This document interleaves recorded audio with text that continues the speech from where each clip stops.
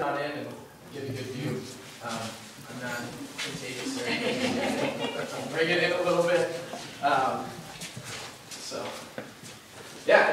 So please do ask lots of questions. More than once to answer those afterwards. So I'll try to keep it short. I wrote a few notes. So there's a general theme to a lot of this work, and you'll see that that's the circle. I talked about that in the artist statement if you want to read that on your way out, or as you're walking around. The theme for a lot of it is the center circle, and that to me symbolizes the table. That's been really important growing up in my life now. It's how I prefer to hang out with people. We eat a meal together.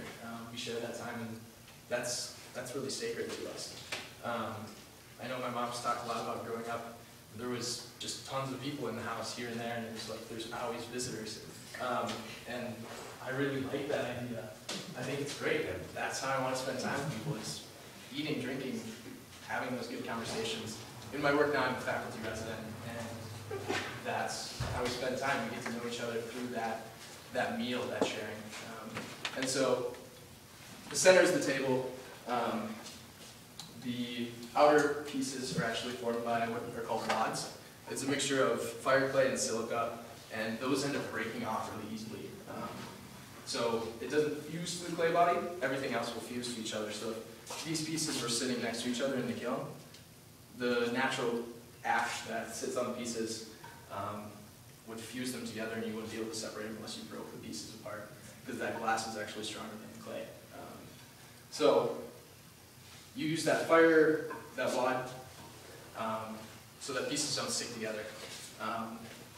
And what I like about that is it's the impression that's left behind. And so these are the people, to me, gathering around the table, and the impression that is left behind by spending that time together. The idea for that, in part, came by accident. That piece on the top, in the red one on top, that was just the natural wadding, and I started to think about that because I really like that aesthetic. I was thinking about what that was and what that could mean.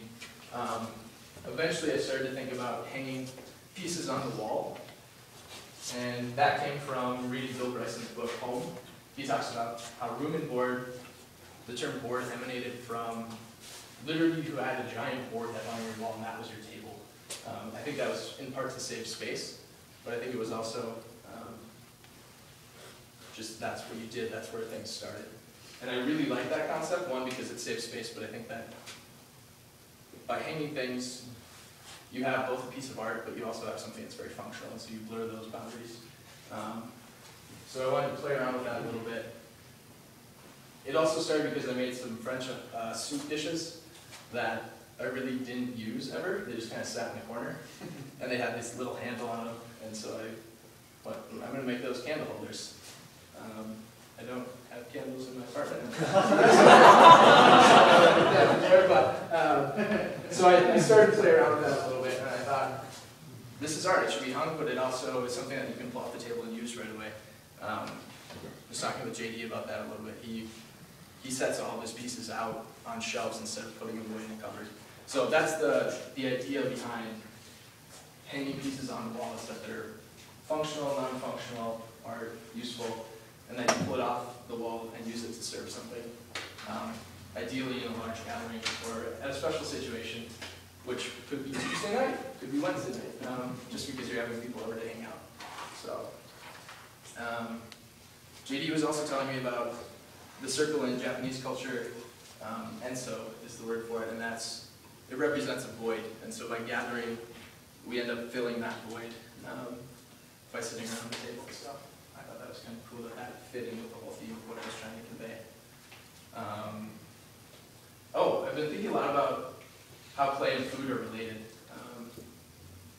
They're both transformed by fire, by heat. We end up with ingredients and we put them all together, and then we eat them up and they change. They're completely different, they're awesome. They release more calories when you cook vegetables. I think there's a lot of similarities between that and play. It's just kind of, could break really easily. You put it in a fire, process, you end up with something that could last forever. And I really like that idea. Color is really important in both clay and food. Father Mark always says, "Oh, the colors, look at this, it's really beautiful." And my mom says, it's healthy if you've got a lot of colors in it. So I think that's another great similarity. But really it's about the communal nature of both. We gather around food, we gather around the kiln, in part by necessity. It takes, this last firing took 3 days to fire. You have to have people there 24 hours a day for 3 days. And that depends on the size of your kiln. The firing in August took 7 days.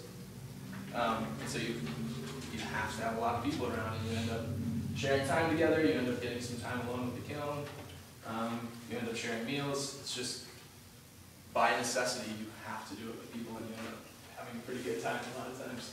Especially when you get in that like 4 a.m. stick where you're really just slap happy and going a little crazy. But that's part I appreciate as well. I think what else I want to talk about.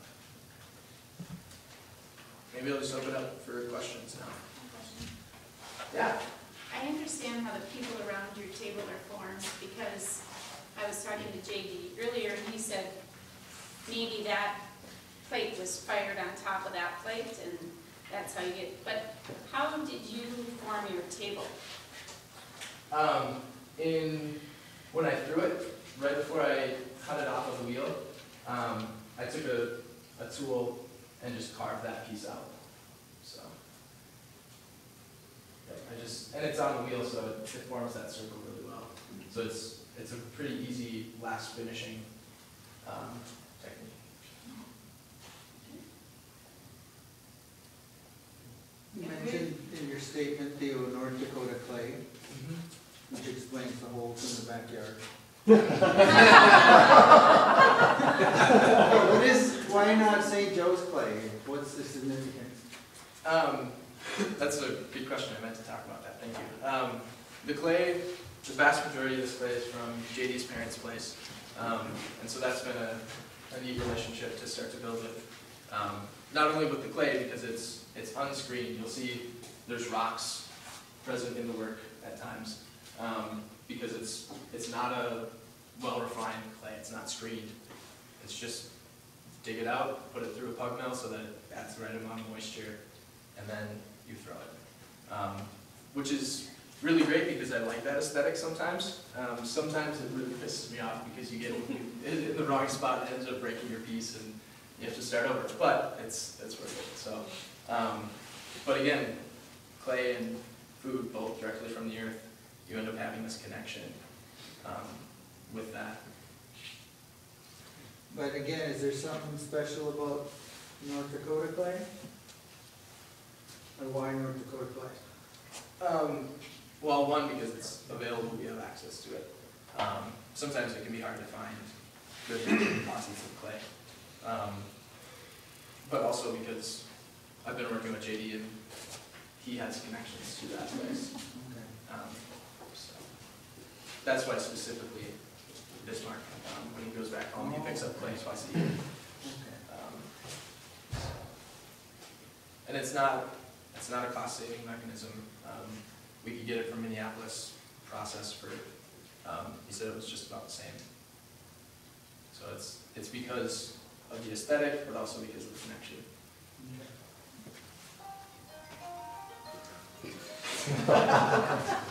How did the idea of the sea sponges come about? Good question. I was doing a little research and I was just looking at different pieces and I saw something that was kind of similar to that. They weren't called sea spongers, they were cylinders. And I thought these need to be bigger and they should be wood fired because, again, I really liked the wad mark. I thought those could have some sweet big wad marks on them. So I started to throw them. They're thrown in probably 8 to 10 to 12 inch pieces, and then I stack them and slip them together and make them, I think the tallest one is 22, 23 inches, and make it look like it was thrown in one piece.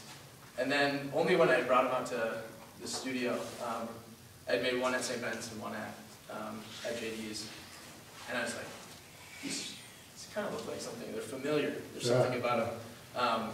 And we're talking about it, and it's totally sea sponges. And I like working with those because cylinders are the first thing you learn how to throw. They're easy, but I was taking that to a new level in a different direction. And yeah, they're kind of playful. I like them. I had asked you earlier, Theo, if you had favorite pieces. Yeah. And I'd heard the first one, but we didn't get to the other ones. Sure. I have a few favorite pieces. I know it's a superlative, but whatever. It's all relative, I get it. I think I was talking to you about these, and I'd like to talk about those with the group a little bit. These trees here on this side of the wall came about because I worked for 3 weeks with Stickworks, and I think sticks were just ingrained in my head and I couldn't get them out. It's just so much, like, it gets the name Stickwork because it's a hell of a lot of work. But also because every day there's this process of, when it's cold in JD's studio, you go out there, it takes you 15 minutes to make a fire in the wood burning stove, and you walk past this tree every day. There's lots of trees, it's right along the edge of the woods. And I've been thinking about making something out of sticks because this was so ingrained in my head. And Patrick Doherty is seen as an environmental artist. I have an environmental degree, and I was thinking it's kind of implicit with using the natural clay, using wood burning, wood firing methods, but I should do something maybe a little bit more explicit. And so to make those, I took a big block of clay and threw it at this tree and pounded it around the tree with basically a 2x4, and then cut it off really carefully, peeled it away, let that dry, threw a slab, and then pressed that into the mold, and then put those two pieces together, and then threw a bottom for the piece, and then stitched up the seams so you can really tell there's two pieces at one point. And so I like those because it has that connection to both the process of firing, but also to my process where I cleared my mind every morning with starting that wood burning. So to just get into the rhythm and get into the mode. When I was in Guatemala, a few of the monks would walk around every evening before prayer for about 10 or 15 minutes in the gardens. And I came to realize that was very intentional because they needed to clear their mind to get ready to go to prayer. And so for me, that process was starting that fire. So yeah, definitely those are one of my favorite. I want to take those and a little bit, expand on them a little bit, make them much larger, both wider and taller, and maybe put a hole in the back. I can see having about 60 or 70 of those on a wall with a hole in the back and just drill right into the wall being really sweet. But also maybe doing different sections and almost making an entire tree that would come out of the wall. Would be pretty cool. Another one of my favorite pieces are really simple. They're the dessert bowls over in that back corner. I don't have them for sale because I use them a lot. I thought they would be for dessert. My friend Kelsey always says, they're too small for dessert. Which is true. But I ended up using them for everything. I use them for sauces, for spices. It just kind of became ubiquitous.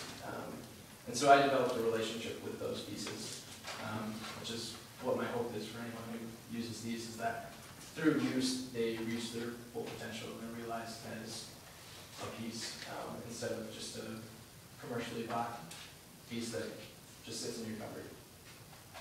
So I like those. These were really fun to throw. It was challenging. I just like the shape of them. They're kind of fun. And then I really like, Derek had got some slip from Grand Marais, or some clay, and he made a slip out of it, and I brushed that on. Having no idea how it would turn out, totally taking big risks, which ended up being some of my favorite pieces, especially when it's brushed on. And you can see the white slip underneath it show through on this middle piece as well as on this piece really well. So. And all that other color comes from the kiln. Yep. Some of it is just the raw clay. So on like these pieces, that's just the raw clay body coming out. I like that aesthetic. It gives you, again, more of a connection with that clay to remind yourself what it's actually made out of. So that's why I leave a lot of this just open. But yeah, this is from the ash from the wood. As you're stoking, some of that ash gets into the environment, lands on the pieces, and then it forms that glass, which is pretty cool.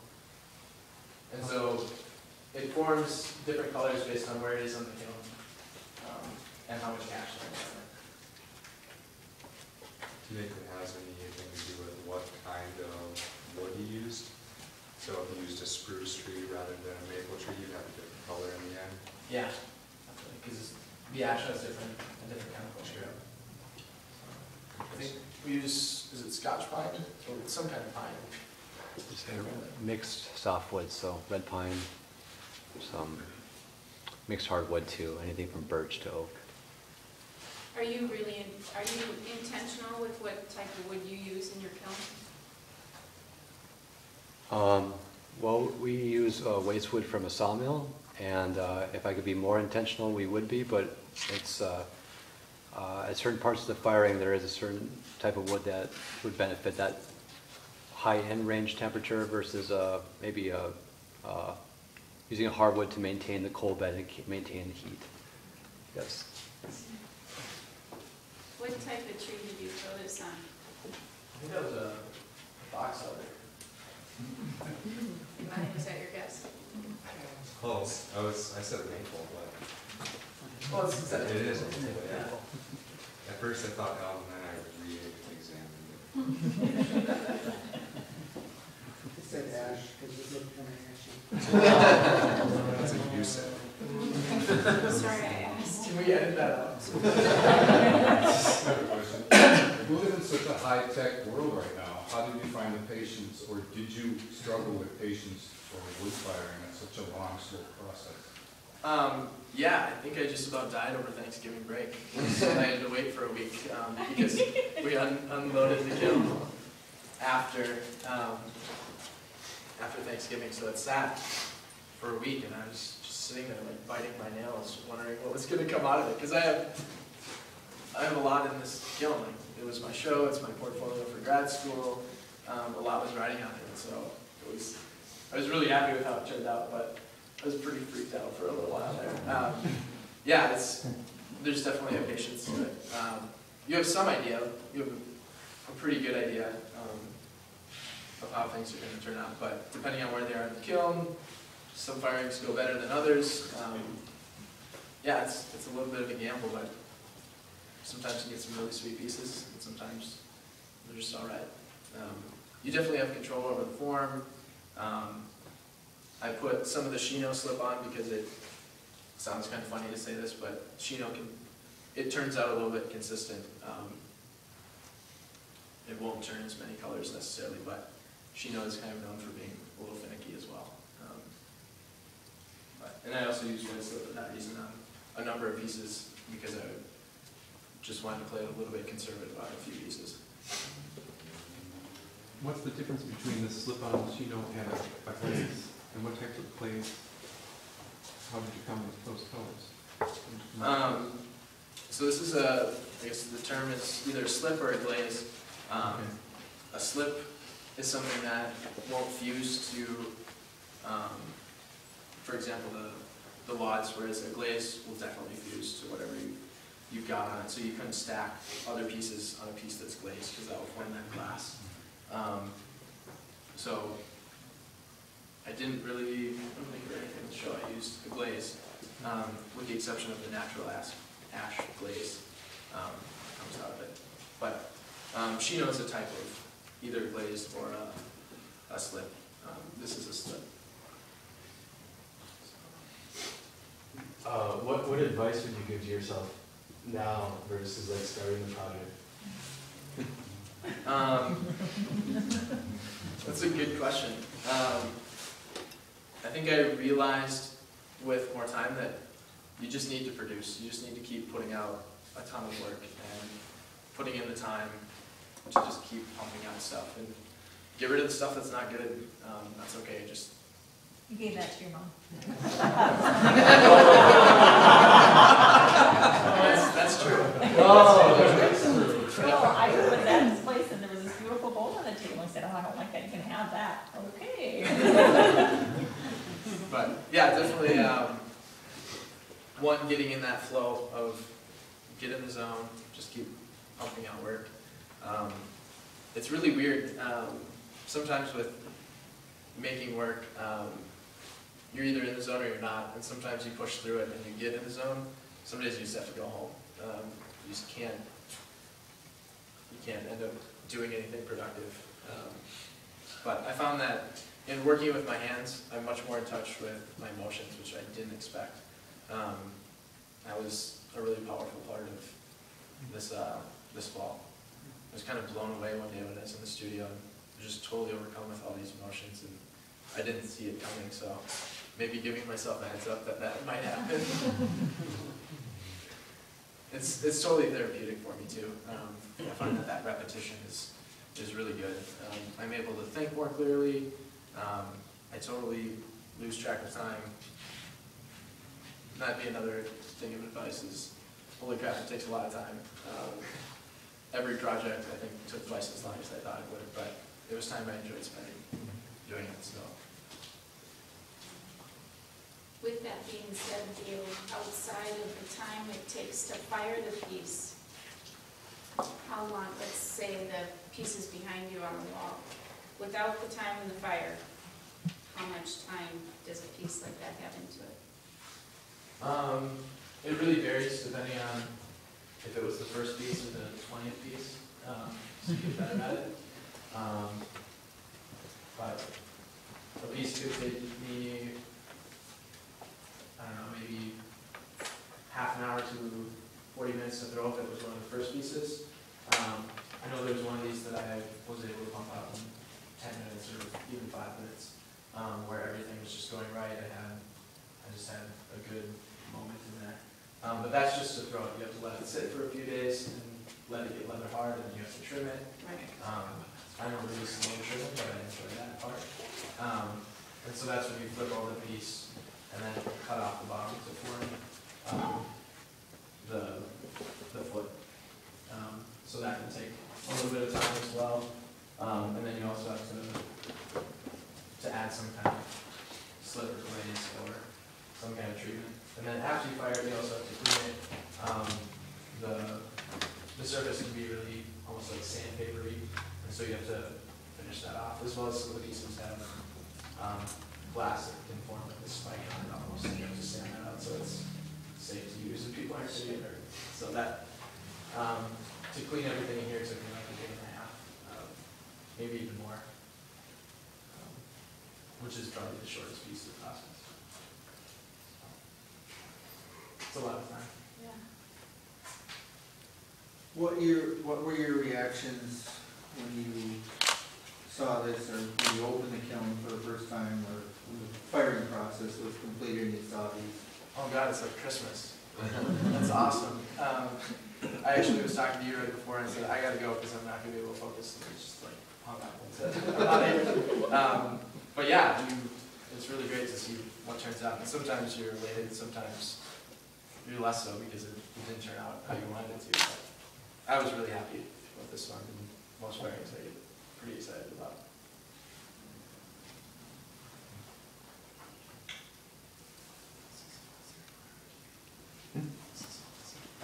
All right.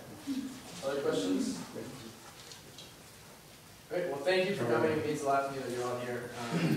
It's really nice to be able to share what I've been doing for the last, well, 4 months, but some of it up to a year. Most of these pieces are from the November firing. Some of it's from the firing in the St. Ben's kiln this summer, and then a few pieces are even from last year. So when I started firing with JD about a year ago. But thank you very much for coming.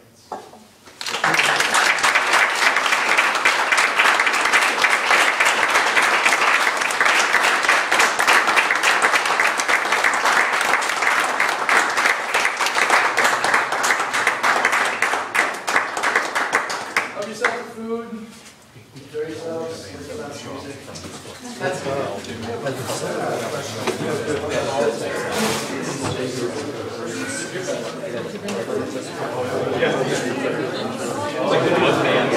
Yeah.